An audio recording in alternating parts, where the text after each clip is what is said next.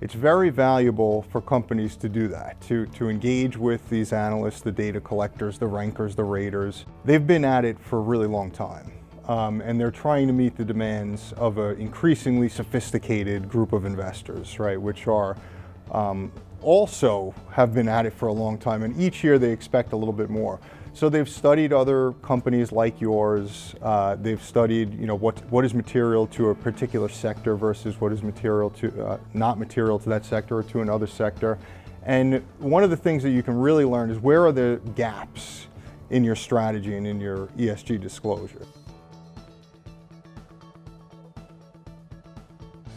If you look at groups like MSCI, Sustainalytics, even the raw data in the Bloomberg ESG terminal, the Thomson Reuters Icon terminal, and you see that there is something that's missing in all four of them, and you really don't have any information on it, then that's a real signal, I think, that you can take to inform your strategy going forward. Also, taking that information, which is independently created by a third party, a knowledgeable third party who's been at this for a long time, and taking it to your senior management and helping to make the case internally for where you need to focus your efforts is a really valuable thing. Often you can't get from just sitting in a room with a group of people that work internally at the company, because you have a lot of blind spots and you have a lot of culture and other things that will sort of leave you with things you're going to miss. So now gaps are one part of it. The other part of it is actually where you excel and where you lead.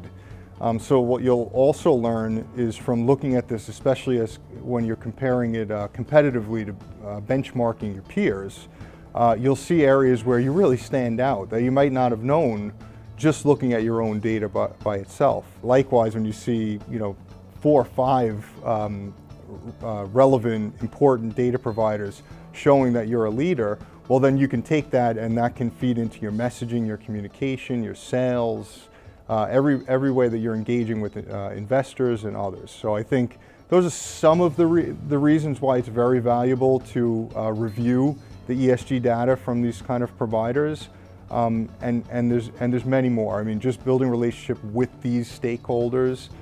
Shareholders are an important stakeholder, and just the independence of it and the experience that they have in developing these kind of criteria for, like I said, an increasingly sophisticated group of investors that have a larger and larger pile of money to invest.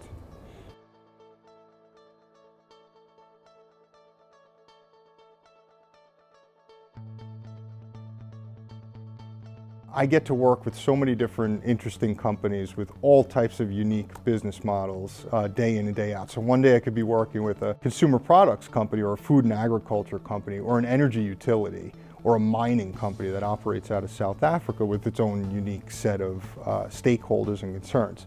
So there's very different impacts for each one of those companies and very different stakeholder groups which are either impacting that company or being impacted by that company. Each company has its own unique circumstances which cause certain ESG issues to rise to the top or to sink to the bottom in importance.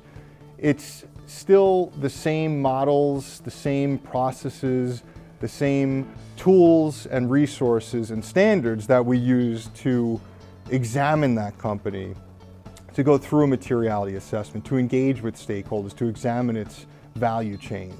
So even a company that you think is very, very similar, my point being it can have very different material ESG issues. So what we try to do is we bring the tools and the resources and the systems that we've built over the years to help companies to our companies who we partner with for the long term, and they bring the knowledge about their own business, and we form a long-term partnership. We teach them about our systems and tools and methodology, and they teach us about their business. And together, we develop these, what I think is world-class ESG and sustainability strategies.